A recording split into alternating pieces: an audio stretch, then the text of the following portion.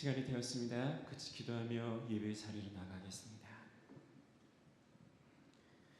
우리가 아직 죄인 되었을 때에 그리스도께서 우리를 위하여 죽으심으로 하나님께서 우리에 대한 자기의 사랑을 확증하셨느니라. 아멘. 지난 주일도 주님 은혜 가운데 우리의 삶 가운데 함께 하시며 우리를 지켜 보호 인도하시고 오늘 이 아침 다시 귀한 예배의 자리로 불러주신 하나님 은혜에 감사드립니다. 오직 예수님 보혈의 은혜에 힘입어 휘장을 지나 거룩한 곳 아버지의 은혜의 보좌 앞에 나아가기 원합니다. 우리의 힘으로, 우리의 의로, 우리의 자격으로 나아갈 수 없습니다. 오직 주님의 보혈 우리를 품어주시고 우리를 주님께로 가까이 이끌어 주시옵소서.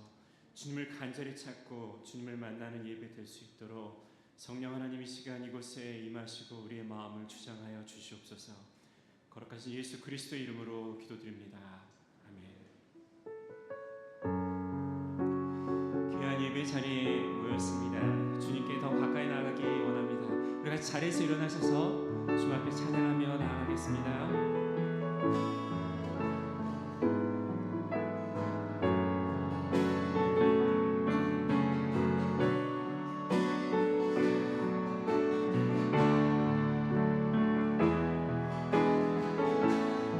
주께 가까이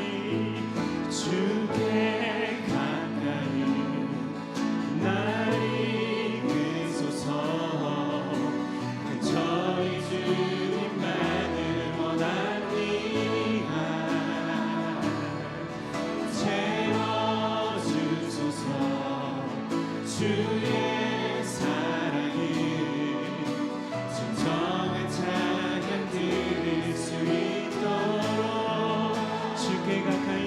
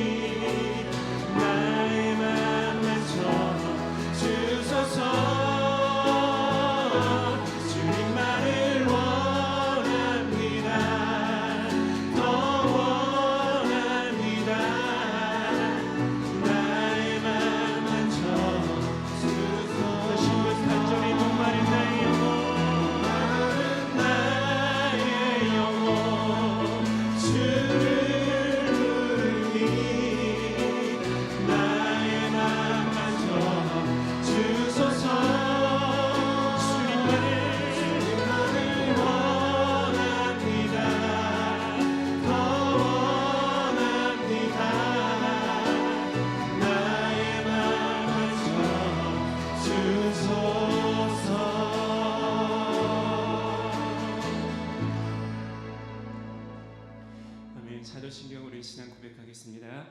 나는 전능하신 아버지 하나님 전지의 창조주를 믿습니다. 나는 그의 유일하신 아들 우리 주 예수 그리스도를 믿습니다. 그는 성령으로 잉태되어 동정녀 마리아에게서 나시고 본디오 빌라도에게 고난을 받아 십자가에 못 박혀 죽으시고 장사된 지 사흘 만에 죽은 자 가운데서 다시 살아나셨으며 하늘에 오르시어 전능하신 아버지 하나님 우편에 앉아 계시다가 거기로부터 살아있는 자와 죽은 자를 심판하러 오십니다. 나는 성령을 믿으며 거룩한 공교회와 성도의 교제와 죄를 용서받는 것과 몸의 부활과 영생을 믿습니다. 아멘. 자리에 앉으셔서 계속 찬양할 때 놀라운 십자가의 사랑 우리에게 베풀어 주시는 하나님께 우리의 마음을 들여 이 찬양의 고백을 주님께 드리기 원합니다. 아버지 내 삶의 모든 것 되신 분, 예수님 내 삶의 가장 귀한 분, 지금 우리 마음을 다해 고백하겠습니다.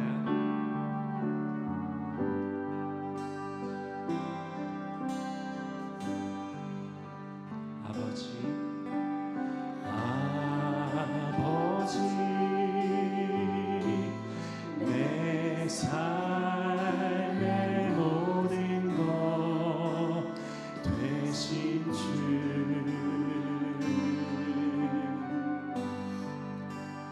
나의 소망 나의 참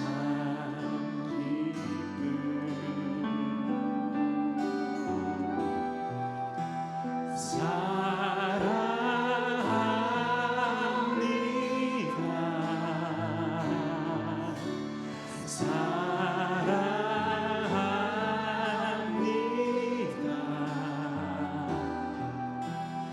내 기쁨 되신 나의 주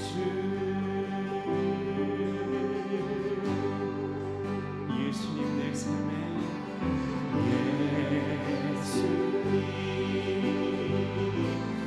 내 삶의 가장 귀한 분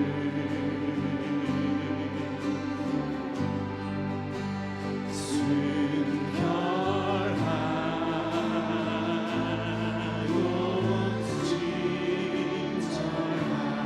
친절하신 주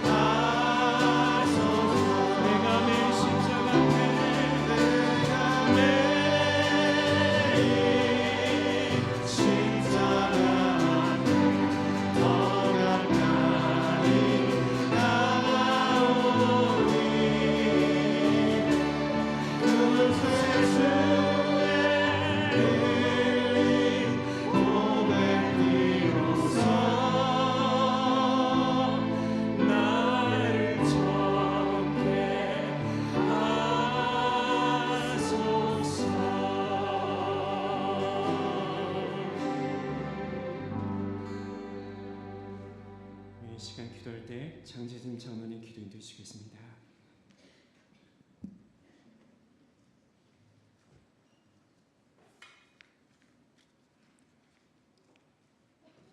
그는 실로 우리의 질고를 지고 우리의 슬픔을 당하였거늘 우리는 생각하기를 그는 징벌을 받아 하나님께 맞으며 고난을 당한다 하였노라.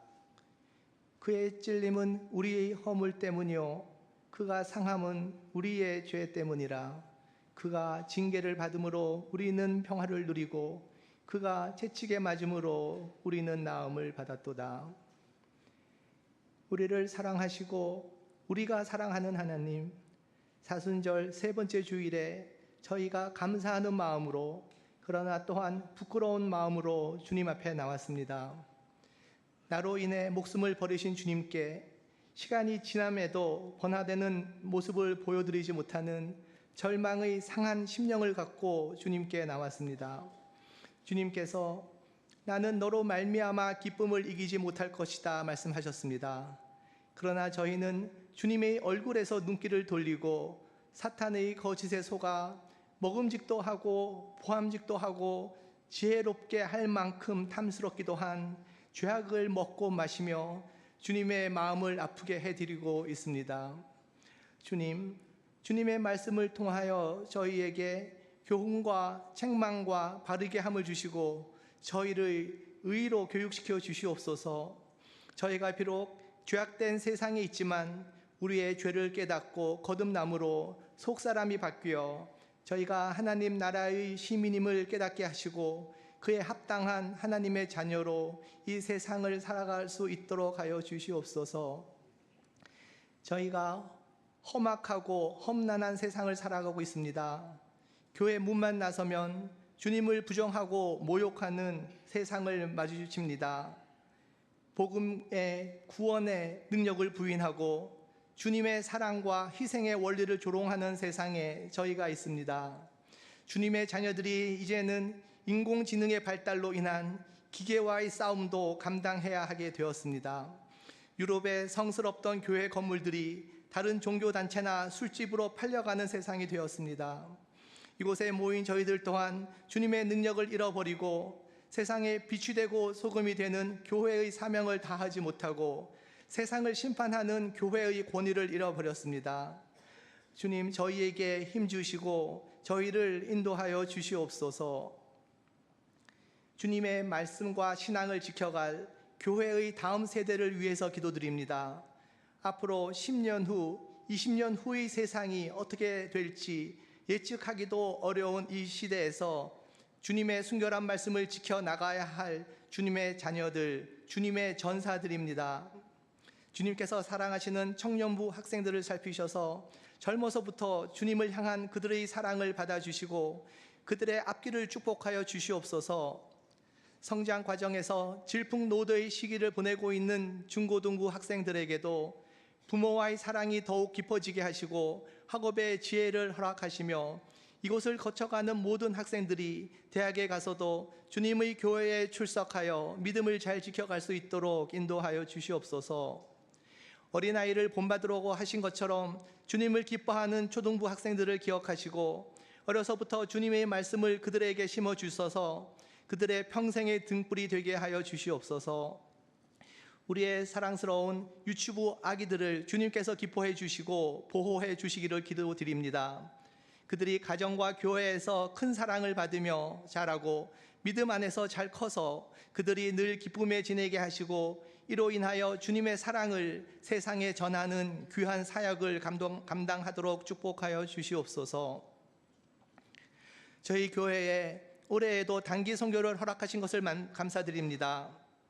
저희들의 사랑과 헌신이 나라를 잃고 슬픔에 지나는 그들에게 위로가 되게 하시고 부족 중심의 신앙에서 벗어나 세상의 진리 되신 하나님을 알고 받아들이게 하여 주시옵소서. 특별히 작년의 단기 선교를 통하여서 그동안 신앙생활과 선교와 주일학교 교육에 소홀했던 저희를 깨워주시고 교회에 새로운 부흥의 역사를 허락하신 주님의 은혜를 감사드립니다. 이번에도 가만히 서서 주님께서 하시는 크고 놀라운 일을 보기를 기쁜 마음으로 기대합니다. 주님의 아들 김종훈 집사님을 위해서 기도드립니다. 주님께서 그를 평생 동안 지켜주시니 감사드립니다. 저희들의 마음의 소원을 들으시는 주님께서 집사님께 은혜를 베푸사 그의 병이 완전히 나아서 저희가 서로 교제하며 함께 주님을 찬양하며 주님의 사역에 동역할 수 있는 귀한 시간을 허락하여 주시옵소서. 이제 주님의 말씀을 듣습니다. 사순절 세 번째 주일에 저희에게 주시는 말씀을 통하여 스스로를 돌아보게 하시고 주님의 진리의 말씀을 깨닫게 하여 주시옵소서. 이 모든 말씀 예수님 이름으로 기도드립니다.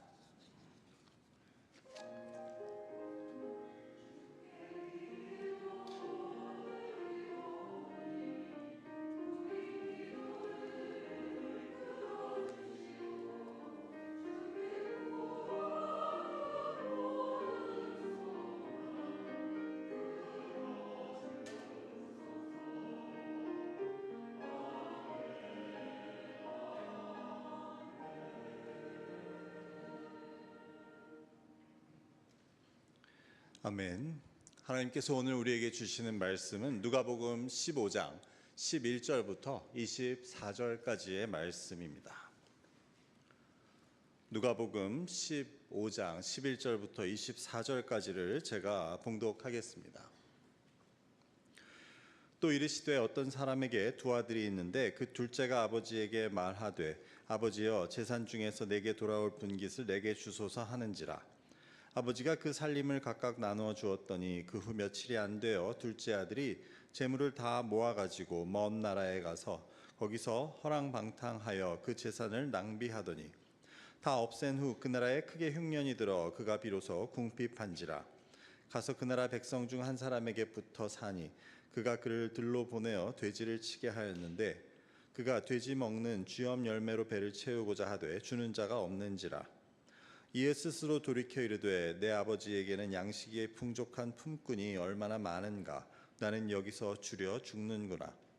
내가 일어나 아버지께 가서 이르기를 아버지 내가 하늘과 아버지께 죄를 지었사오니 지금부터는 아버지의 아들이라 일컬음을 감당하지 못하겠나이다.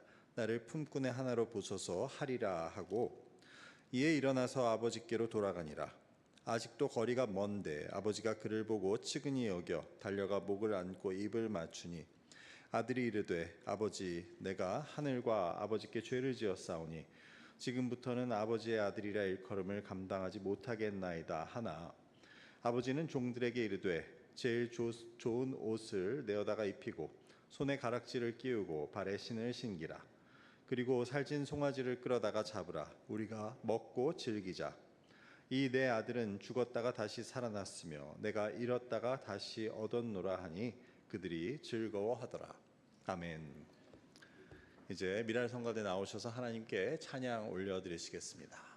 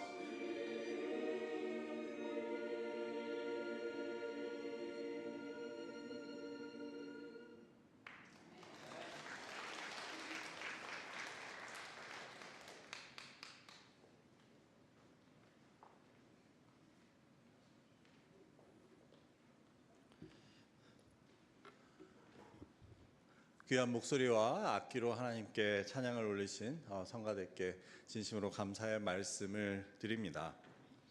오늘도 사순절 셋째 주일을 맞아 주의전을 찾으신 여러분들께 그리스도의 십자가의 은혜가 가득하시기를 주님의 이름으로 간절히 축원합니다. 여러분 모두 약육강식이라는 말을 알고 계실 것입니다. 이것은 문자적으로는 약한 것은 먹이가 되고 강한 것은 먹는다라는 말로 결국 약하면 잡아먹히고 강한 것은 잡아먹게 된다는 그러한 뜻입니다.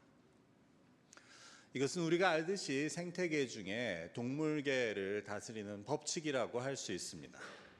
그래서 강한 동물들이 약한 동물들을 잡아먹는 것도 그렇지만 새끼일 때부터 더 강한 것들이 살아남는 그 적자 생존도 이와 같은 것이라고 할 수 있습니다. 그런데 이것은 단지 동물계의 이야기만은 아닙니다. 우리 인간 사회 역시 약육강식의 법칙이 작용한다고 할 수 있지 않습니까? 그래서 기본적으로는 내가 너와 같이 살아간다는 그런 의식보다는 남을 누르고라도 내가 살아남아야 한다는 의식 속에서 경쟁이 당연한 것으로 여겨지는 것이 우리가 사는 환경이라는 것을 우리는 부인할 수 없습니다. 이것은 비단 개인의 이야기뿐은 아닙니다.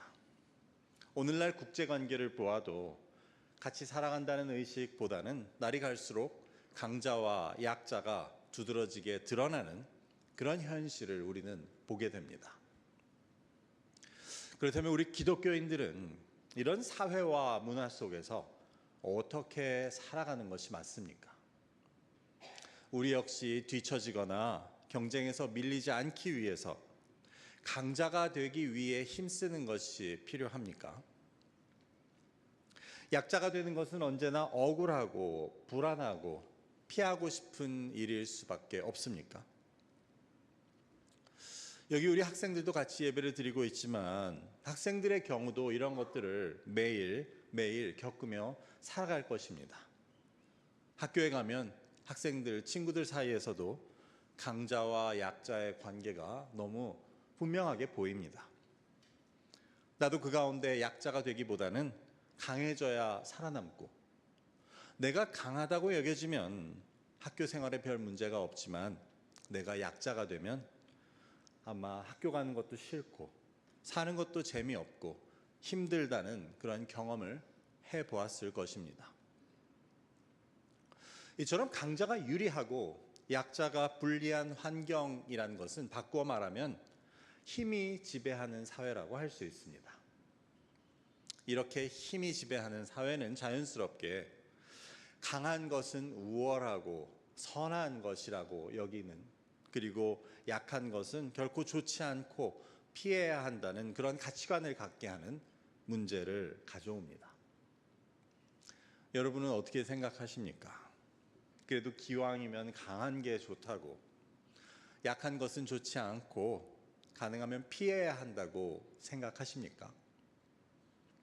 이런 우리의 질문에 오늘 우리가 읽은 이야기, 둘째 아들과 아버지의 이야기는 강함과 약함 사이에 놓인 우리의 관계를 다시 생각해 보게 해줍니다. 이 이야기는 많은 분들이 아시겠지만 그래도 성경의 내용에 익숙치 않은 분들을 위해서 간략히 설명을 드리고자 합니다. 이 아버지에게는 두 아들이 있었는데 하루는 둘째 아들이 찾아와서 자기 몫의 유산을 달라고 요구합니다. 아버지가 죽지도 않았는데 유산을 달라는 것은 상식적이지도 않았지만 그럼에도 아버지는 그 둘째 아들의 요청을 들어줍니다. 그러자 그 아들은 그 돈을 가지고 먼 나라에 가서 방탕한 생활을 하며 얼마 안 되어 돈을 다 써버리고 먹고 잘 곳도 없는 신세가 됩니다. 그 아들은 그제서야 아버지 생각을 합니다. 내 아버지 집에는 종들도 잘 먹고 잘 지내던 것을 떠올립니다. 그래서 자기가 아버지에게 돌아갈 면목은 없지만 자기를 종으로라도 받아주어 먹고 자게만 해달라고 부탁해 보려고 아버지에게 돌아갑니다. 하지만 그 아버지는 어땠습니까? 그 아들이 집을 나간 후 매일같이 문에 앉아서 그 아들이 돌아오기를 기다리고, 그 아들이 돌아오자 맨발로 뛰어나가 그 아들을 끌어안고 종으로 부리기는커녕 그 아들을 위해 큰 잔치를 베풀었다는 이야기입니다. 이것은 예수님께서 비유로 들려주신 이야기로 잃어버린 자를 찾으시는 하나님, 죄인 한 사람이 돌아오는 것을 기뻐하시는 하나님의 모습을 보여줍니다. 그런데 우리는 여기서 스스로 약자가 되고 있는 아버지의 모습을 보게 됩니다.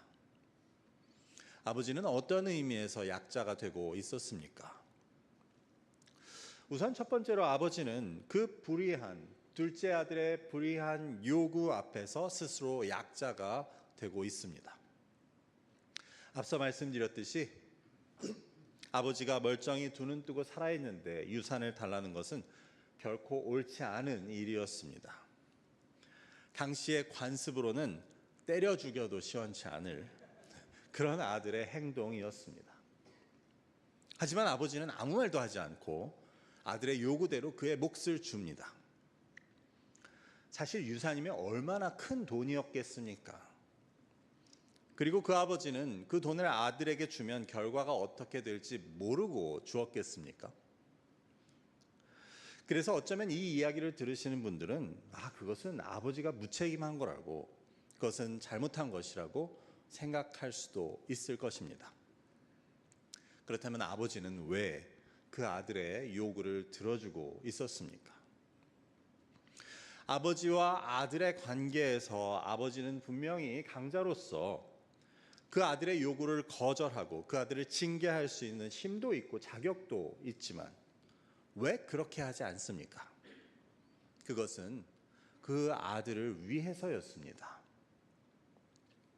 만일 아버지가 거기에 대고 화를 내며 아들의 요구를 거부하고 도리어 아들을 징계했다면 그 아들은 결코 자신의 잘못을 깨닫지 못했을 것입니다.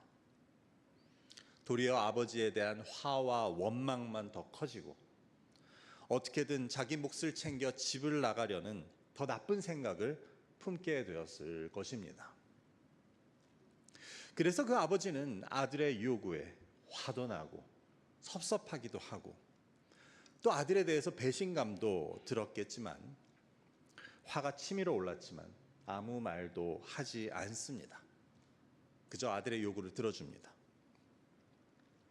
그것은 분명히 아들을 위한 일이었습니다. 그래서 이를 위해 아버지는 약자의 모습을 자처합니다. 아무 말도 하지 못하고 그 말도 안 되는 부탁을 어쩔 수 없이 들어주는 것 같은 우리가 이해할 수 없는 모습을 보입니다. 그 아버지는 그 아들이 이제 그렇게 나가서 머지않아 엄청난 고생과 어려움을 겪게 될 것을 알았습니다. 뿐만 아니라 그 아들을 그렇게 내보내고 나서 가장 힘든 사람은 자기 자신이 될 것도 분명히 알았습니다.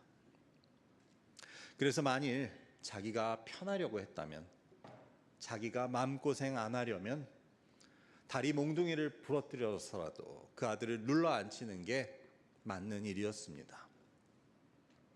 하지만 아버지는 아들의 고생뿐 아니라 그를 보내고는 자기 자신은 하루도 편히 잘 수 없을 것을 알면서도 그 아들의 요구를 들어줍니다. 이는 그 아들을 위해 스스로의 고통을 자처하는 일이었습니다. 영락없는 약자의 모습이었습니다. 마치 이를 거부할 힘이 없어서 그대로 들어주고 있는 듯이 보이는 그런 모습이었습니다.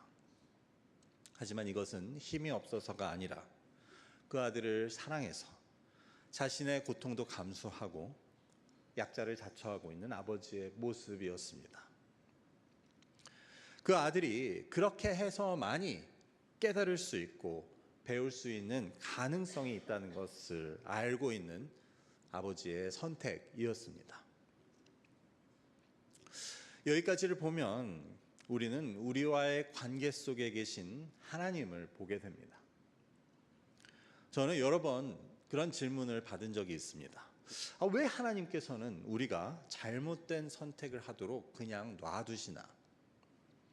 분명히 하나님은 어떤 선택이 우리를 위해 좋은 것인지를 다 알고 계시는데, 그러면 잘못된 선택은 애초에 하지 못하게 하시고 옳은 선택만 할 수 있게 하시면 우리도 잘못하거나 죄를 짓지 않을 수 있고 하나님도 편하지 않겠는가 하는 질문입니다.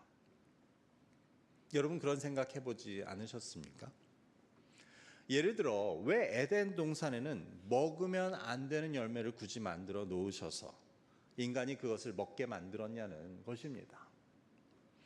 아예 그것을 만들지 않든지, 아니면 둘레에 철조망을 쳐서 아예 먹지 못하게 하셨으면, 즉 우리가 잘못된 선택을 할 여지가 없으면 우리도 죄를 짓지 않을 수 있고 하나님도 계속 우리를 신경 쓰시고 우리가 돌아오길 기다리시고 결국 그 아들을 보내어 죽게 하는 일도 없을 수 있지 않았을까 하는 질문입니다. 하지만 이 둘째 아들의 비유는 하나님께서 우리에게 선택의 여지를 주시고 우리가 선택할 자유를, 정확히 말하면 우리가 옳지 않은 것을 선택할 자유를 주신 것이 우리를 사랑해서라는 것을 보여줍니다. 앞서서 우리가 의문을 제기한 바대로라면 아버지는 둘째 아들이 그런 요구를 해도 절대로 유산을 주지 않고 대신 그를 가두어 놓거나 어떻게 해서든 그런 생각을 아예 하지 못하게 만드는 것이 옳은 것이라고 하겠습니다. 하지만 하나님께서는 우리가 스스로 옳지 않은 선택을 통해서 옳은 것을 배울 수 있도록 우리의 요구를 들어주십니다. 그것은 스스로 모든 것을 통제하고 원하는 대로 하는 강자의 모습이 아니었습니다. 대신 그 요구를 들어주시기 위해 스스로의 고통을, 괴로움을 감수하고 약자가 되시는 그런 하나님의 모습이었습니다. 저는 개인적으로 제가 만일 하나님이라면 저는 그렇게 하지 않았을 것 같습니다. 내가 모든 것을 알고 모든 것을 내 뜻대로 할 수 있는 능력이 있다면 저는 모든 것을 저의 뜻대로 통제하려고 했을 것 같습니다. 내 통제를 벗어나는 것은 용납하지 않고 또 용납하기 싫어했을 것으로 여겨집니다. 그건 전형적인 강자의 모습입니다. 그것을 알고 그럴 능력이 있기 때문입니다. 하지만 모든 것을 알고 모든 능력이 있는 하나님께서는 희한하게도 그렇게 하지 않으십니다.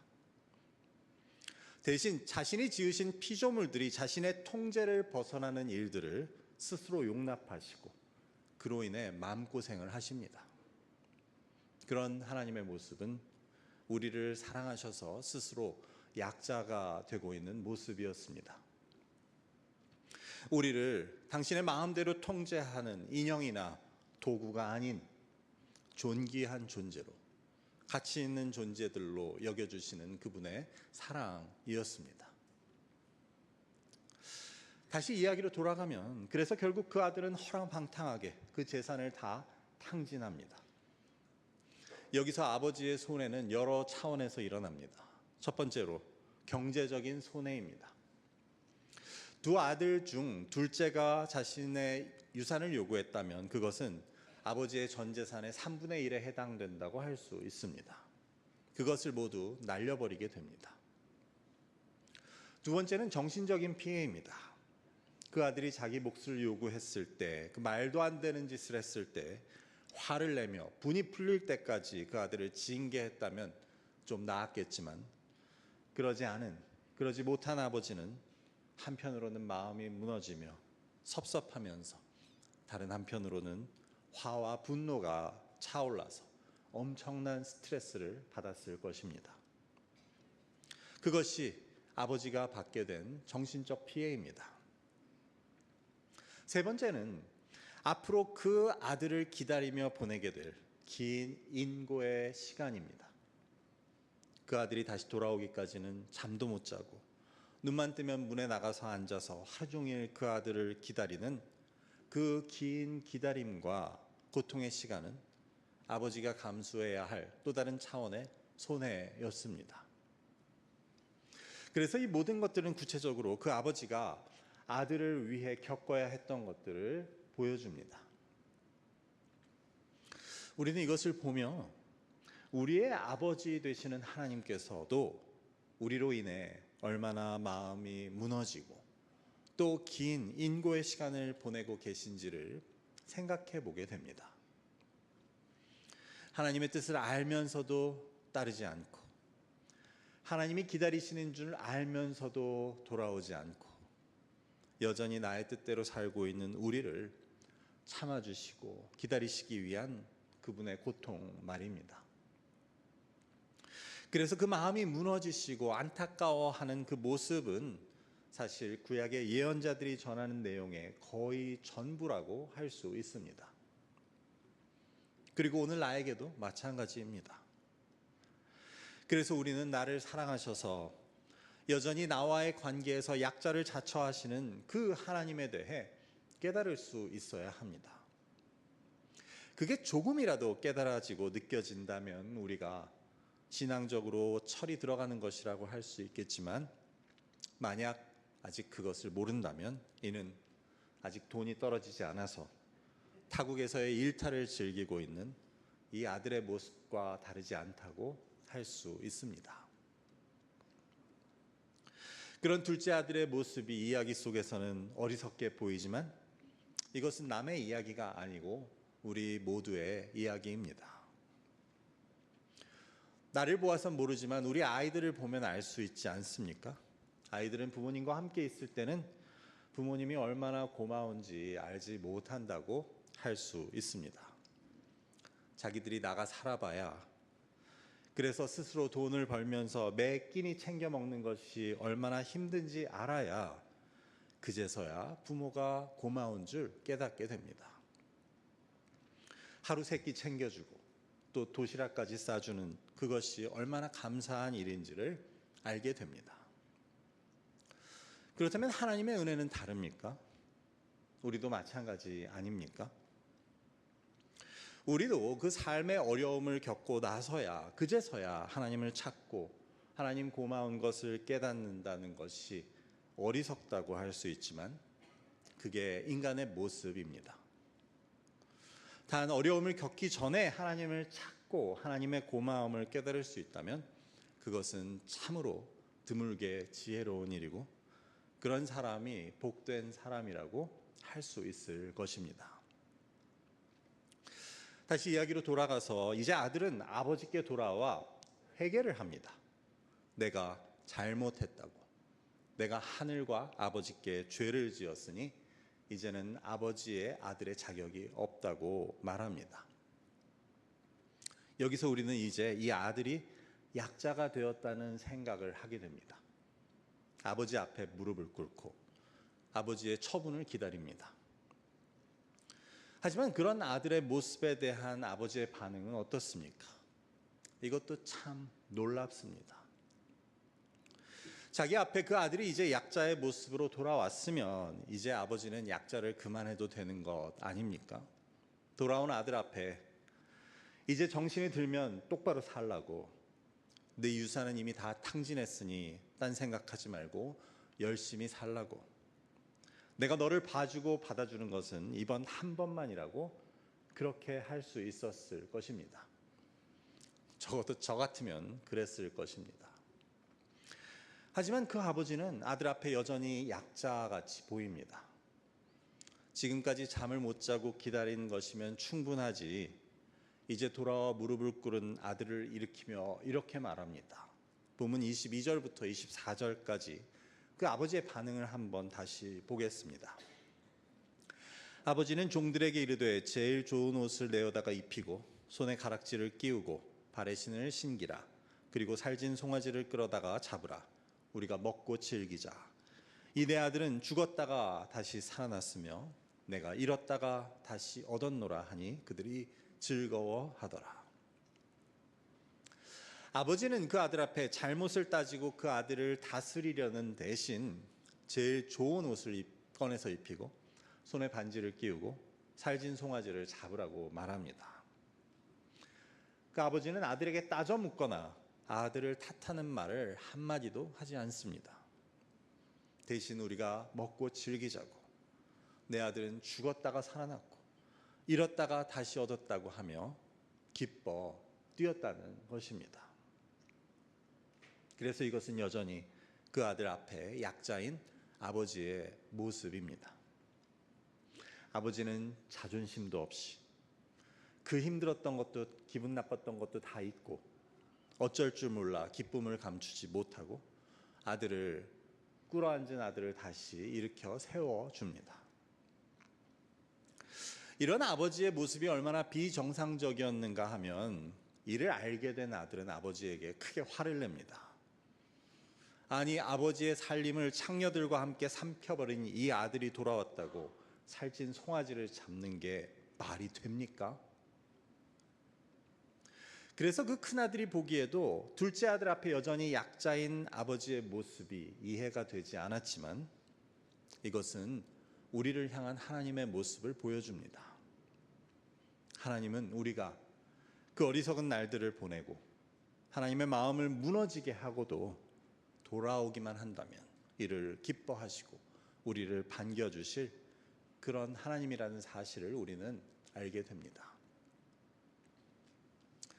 여러분, 흔히 아쉬운 사람이 지게 되어 있다고 하지 않습니까? 이 아버지의 모습은 그런 것이었습니다. 마지막까지도 이 아버지는 이 아들에게 지고 있습니다. 이 아들을 이기고 통제하려는 대신 이 아들에게 지고 있습니다. 그것은 이 둘의 관계에 있어서 아버지가 더 아쉬운 쪽이어서 그랬습니다. 바꾸어 말하자면 아버지가 더 사랑했기 때문입니다. 그래서 더 사랑하는 쪽이 질 수밖에, 약자가 될 수밖에 없었고 그게 이 아버지의 모습이었습니다. 결국 이 이야기가 보여주는 것은 그것입니다. 더 사랑하는 사람이 약자가 될 수밖에 없다. 그래서 아버지가 더 사랑했기 때문에 아버지는 아들 앞에 약자가 되었다는 것입니다. 그래서 이 이야기는 우리를 지으신 하나님께서도 우리 앞에 약자가 되어주시고 우리에게 져 주신다는 것을 보여줍니다. 여러분, 하나님이 여러분에게 져 주시고 계시다는 것을 생각해 보신 적이 있으십니까?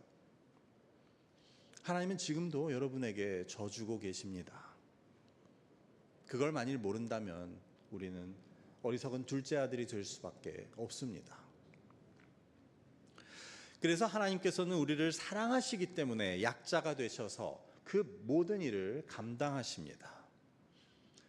하나님은 우리에게서 배신을 당하시고 우리로부터 잊혀지시고 우리의 불순종을 감수하시고 우리로 인해 마음 아파하십니다. 그러다가 결국 그 하나뿐인 그 아들을 우리를 위해 보내주셔서 인간의 몸을 입고 고통과 죽임을 당하게 하시고 그것을 통해 우리가 깨닫고 돌아올 수 있는 길을 만들어 주십니다. 이를 위해 하나님께서는 그 사랑하는 아들이 십자가에 달려서 어찌하여 나를 버리시냐고 아버지께 울부짖는 그 소리를 들으셔야 했습니다.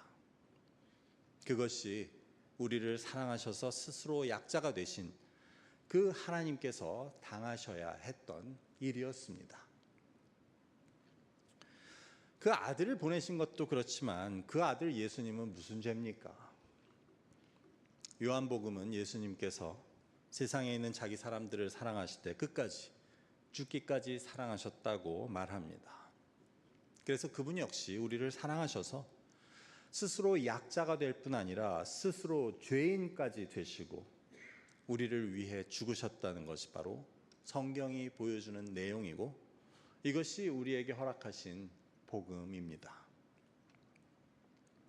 그래서 이 사순절의 의미는 이렇습니다.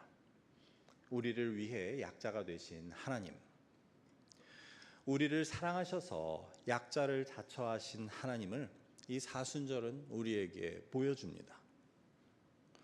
자, 그렇다면 이를 깨달은 우리는 어떻게 살아야 합니까? 이런 은혜를 입은, 아버지의 은혜를 입은 둘째 아들은 이제 어떻게 살아야 하겠습니까?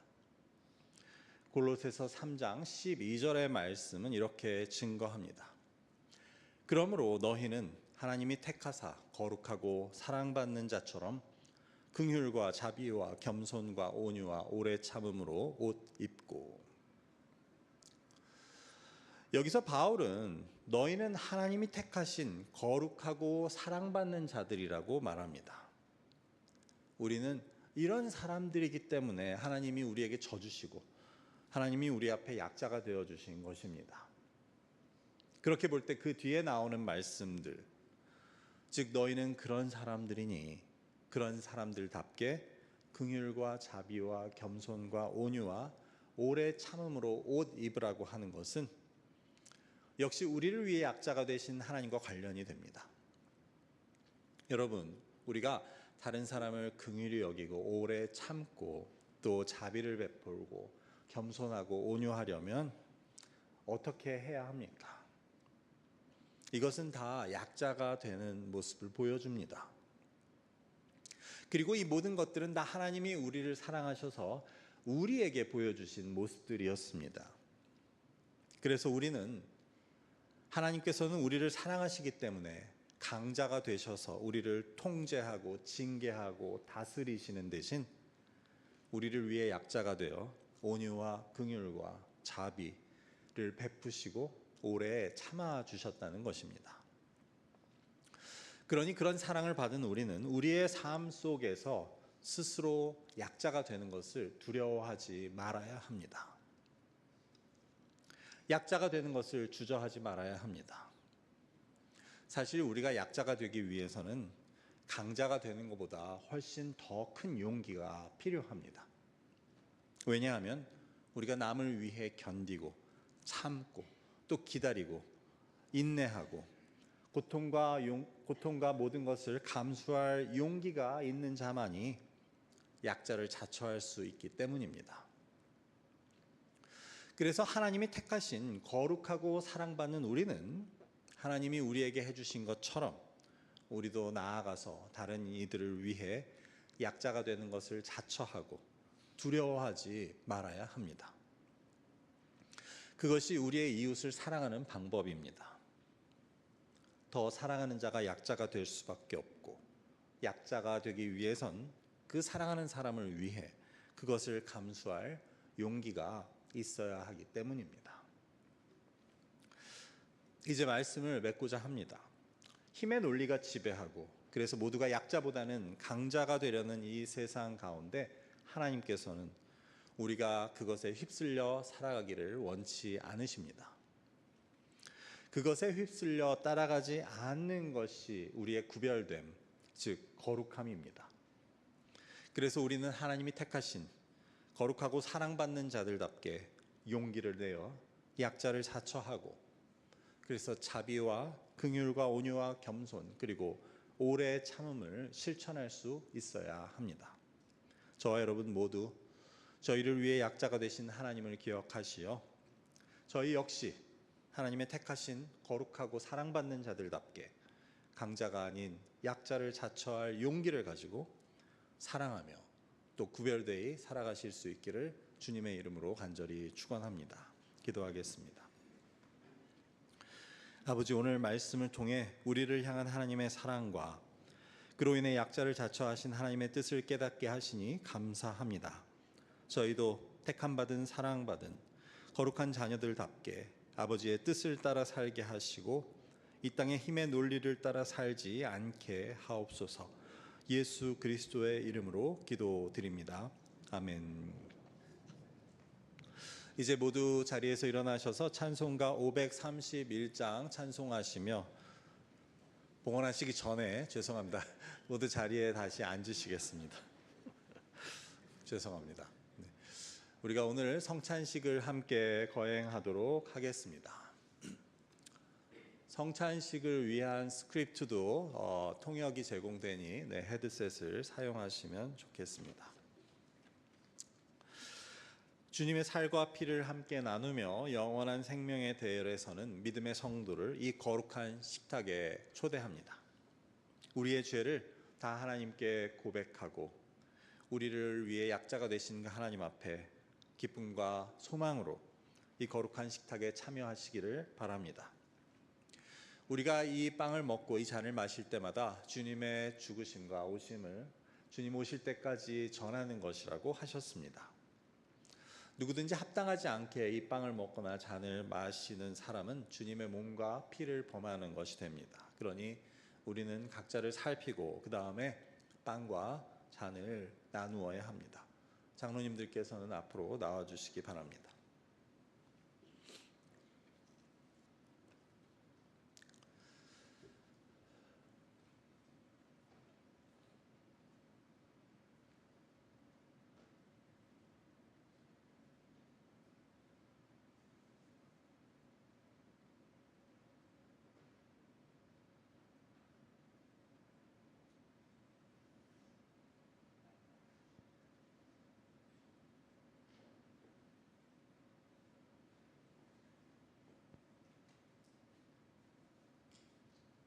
함께 기도하겠습니다. 주님의 살과 피를 함께 나누며 영원한 대열에 동참하고자 하는 저희들, 이 시간 주님 앞에 나옵니다. 죄와 죽음과 절망 가운데 빠져있던 저희들을 구원하시고자 독생자 아들 예수를 이 땅에 보내주시고 그의 십자가 고난과 죽음을 통해 우리에게 새로운 생명과 복을 허락하신 은혜에 감사를 드립니다. 이 시간 주께서 명하신 대로 성찬을 행하며 주님을 기억하고자 합니다. 성령께서 이 시간 임하셔서 저희로 하여금 하나님의 임재를 경험하게 하시고 이 하늘 양식을 통하여 저희를 거룩하게 하시고 그리스도와 연합된 삶으로 성도들 간의 사랑으로 하나 되게 하옵소서. 예수 그리스도의 이름으로 기도드립니다. 아멘. 이 성찬은 세례를 받으신 분들만 아니면 유아 세례를 받은 분들 중 7세 이상의 분들만 받으시기를 바랍니다. 장로님들이 서 계시면 한 줄로 나오셔서 이 빵과 잔을 함께 받으신 후에 먼저 드시지 마시고 자리에 돌아가셔서 모두가 받으신 후에 함께 나누도록 하겠습니다.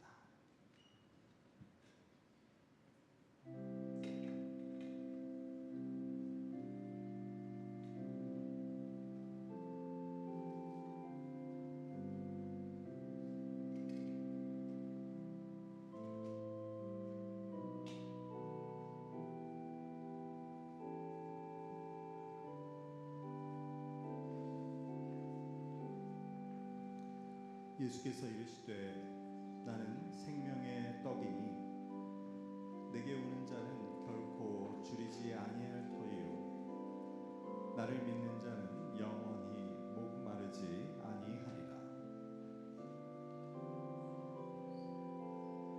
진실로 진실로 너희에게 이르노니 믿는 자는 영생을 가졌나니 내가 곧 생명의 떡이라. 너희 조상들은 광야에서 만나를 먹었어도 죽었거니와 이는 하늘로서 내려오는 떡이니 사람으로 하여금 먹고 죽지 않게 하는 것이니라. 나는 하늘로서 내려온 산 떡이니 사람이 이 떡을 먹으면 영생하리라. 내가 줄 떡은 곧 세상의 생명을 위한 나의 살이니라. 이것은 하늘에서 내려온 떡이니 조상들이 먹고도 죽은 그것과 같지 아니하며 이 떡을 먹는 자는 영원히 살리라. 너희는 누룩 없는 자인데 새의 덩어리가 되기 위하여 묵은 누룩을 내버리라. 우리의 유월절 양 곧 그리스도께서 희생되셨느니라. 이러므로 우리가 명절을 지키되 묵은 누룩으로도 말고 누룩이 없이 오직 순전함과 진실의 떡으로 하자.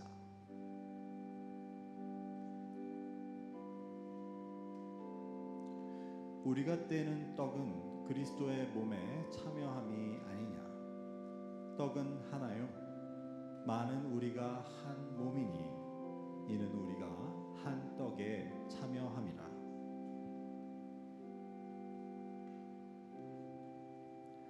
예수께서 이르시되 내가 진실로 진실로 너희에게 이르노니 인자의 살을 먹지 아니하고 인자의 피를 마시지 아니하면 너희 속에 생명이 없느니라.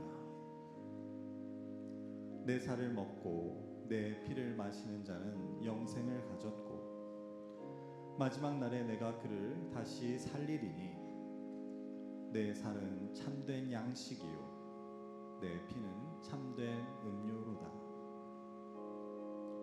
내 살을 먹고 내 피를 마시는 자는 내 안에 거하고 나도 그의 안에 거하나니 살아계신 아버지께서 나를 보내심에 내가 아버지로 말미암아 사는 것 같이 나를 먹는 그 사람도 나로 말미암아 살리라.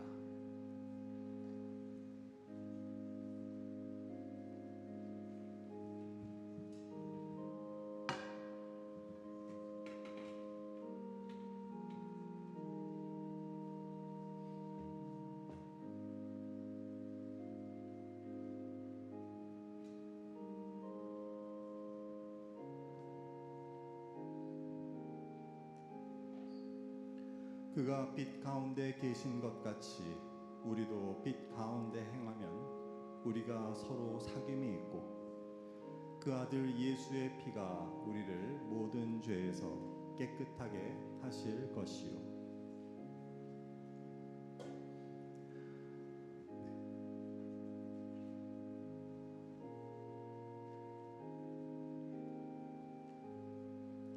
우리는 그리스도 안에서 그의 은혜의 풍성함을 따라 그의 피로 말미암아 속량 곧 죄 사함을 받았느니라.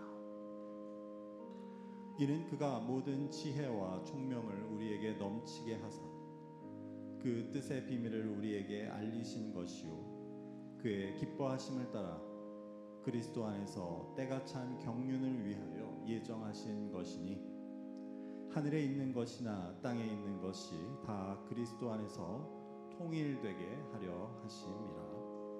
아멘. 아직 떡과 잔을 받지 못하신 분이 계시면 손을 들어 표해 주시기 바랍니다.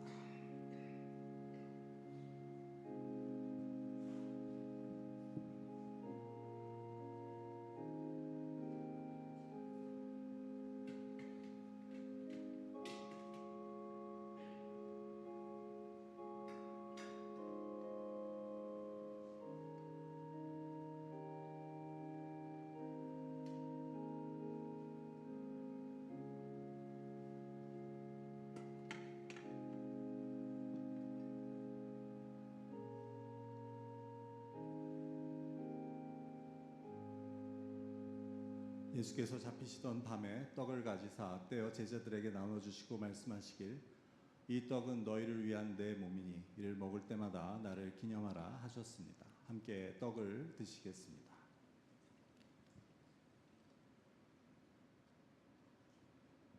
식후에 잔을 가지사 이 잔을 마시라. 이는 많은 사람들의 죄사함을 위하여 흘리는 새 언약의 피니 이를 마실 때마다 나를 기억하라 하셨습니다. 함께 잔을 드시겠습니다.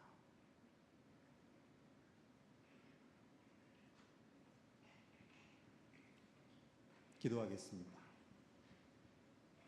사랑의 하나님, 이 시간 저희에게 신령한 하늘의 영식을 허락하시니 감사합니다.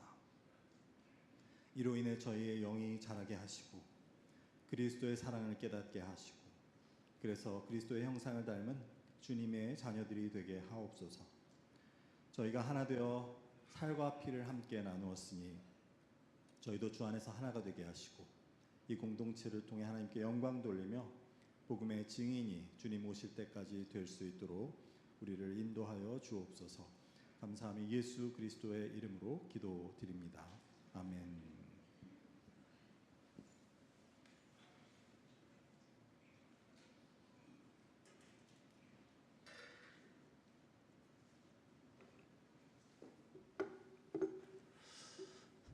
이제 모두 자리에서 일어나셔서 찬송가 531장 찬송하시며 준비하신 예물을 하나님께 봉헌하겠습니다.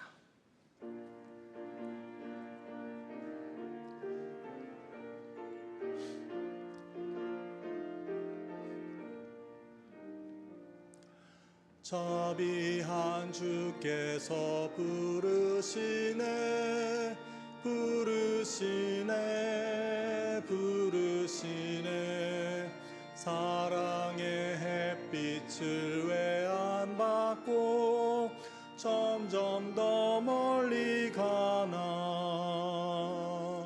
지금 오라 지금 오라 자비한 주께로 지금 곧 나오라 고달파 지친 자 쉬라 하네 쉬라 하네 쉬라 하네 무거운 짐진 자 다 나오라 쉬게 해주시리라 지금 오라 지금 오라 자비한 주께로 지금 곧 나오라 주께서 지금도 기다리네 기다리네 기다리네 죄짐을 가지고 다 나오라 어서 주 앞에 오라 지금 오라 지금 오라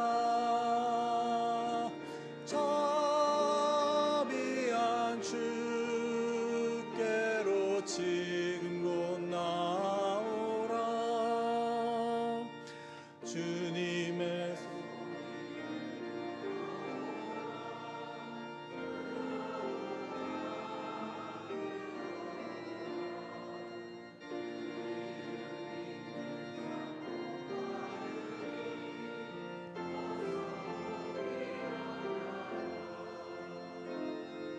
지금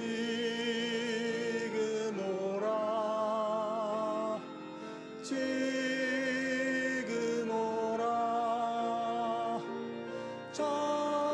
자비한 주께로 지금 곧 나오라 아멘.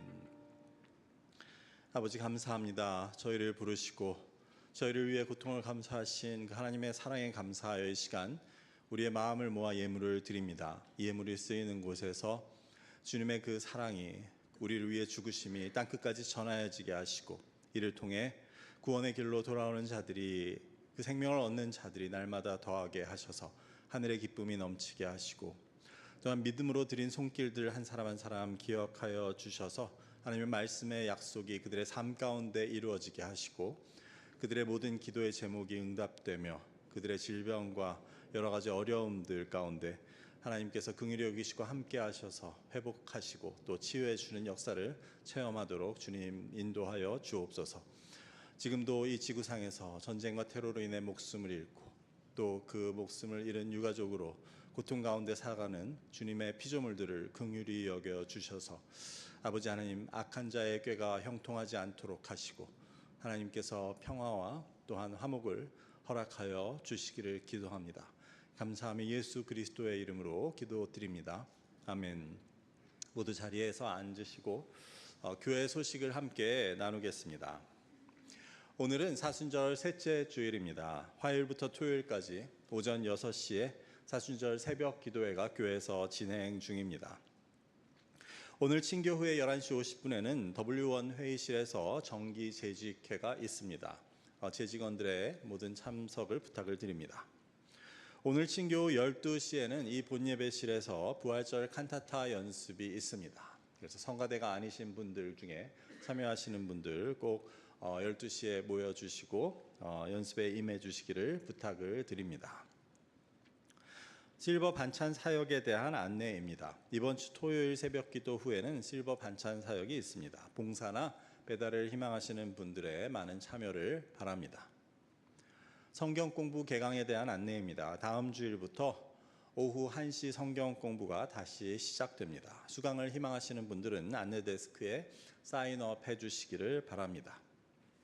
그 밖에 교회 일정을 안내하였습니다. 참고하시고 여러분들 기억해 주시고 또 기도해 주시기를 바랍니다. 주보에 기록되어 있지 않지만 몇 가지 안내 말씀을 드리면 부활절 백합은 지난주와 이번 주일 2주에 걸쳐 우리가 신청을 받고자 했지만 아쉽게도 지난주에 매진이 되었습니다. 그래서 네, 많이 신청해 주셔서 너무나도 감사드리고 그래서 이번 주는 신청을 받지 않도록 하겠습니다. 올해 신청하지 못하신 분들은 내년에는 조금 일찍 신청을 해 주시면 네, 감사하겠습니다. 이를 위해 수고해 주신 예배부에 감사를 드립니다.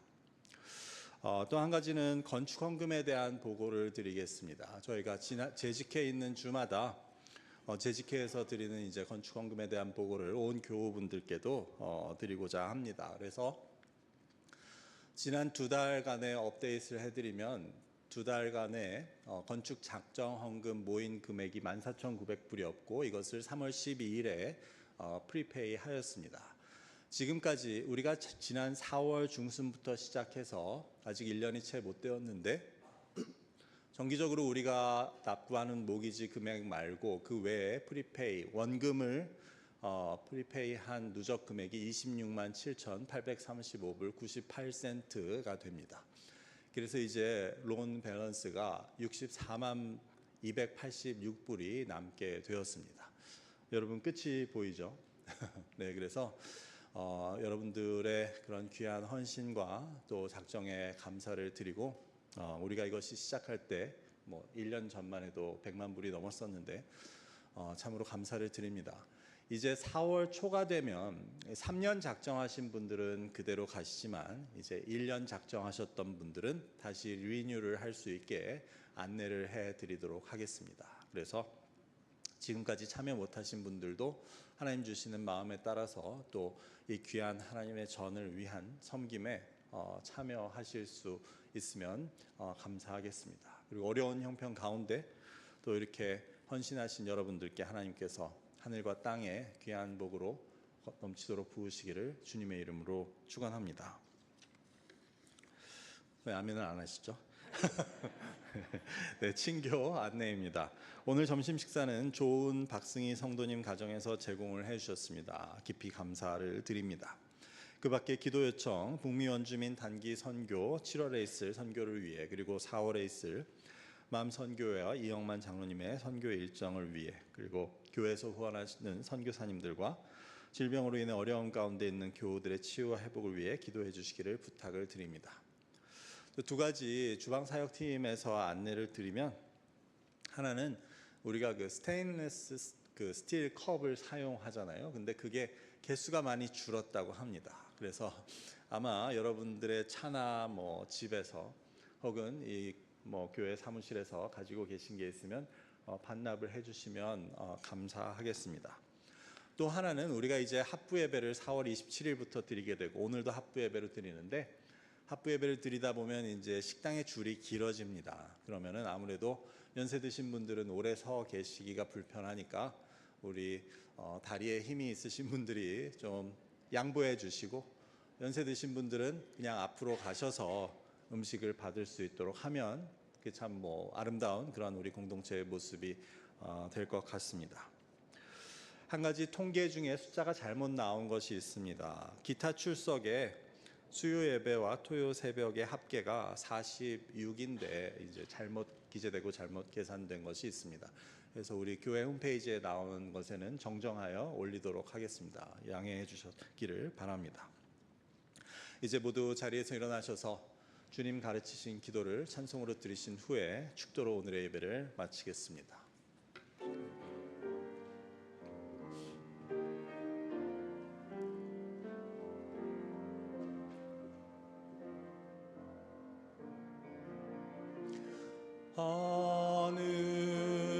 하늘에 계신 아버지 이름 거룩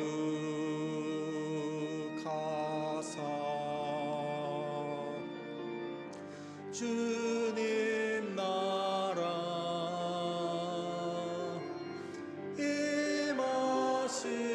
임하시고 뜻이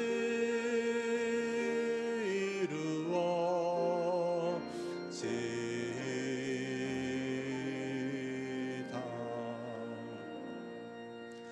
일용할 양식 주시고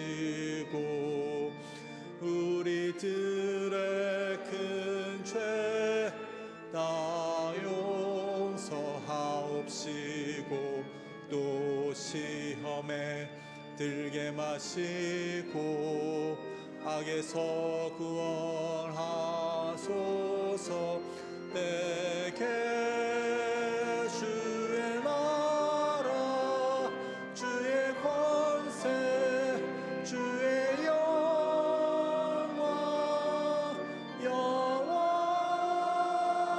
영원히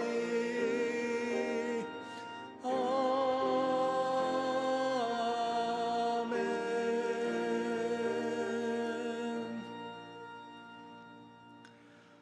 예수 그리스도의 은혜와 아버지 하나님의 크신 사랑과 성령님의 교통하심이 이 사순절 기간 우리를 사랑하셔서 스스로 약자가 되신 하나님을 기억하며 우리 역시 택함받고 사랑받은 거룩한 자들로 살아가기를 다짐하는 여기 모인 주의 백성들과 이 교회 위에 지금으로부터 영원히 함께 하시기를 간절히 축원하옵나이다.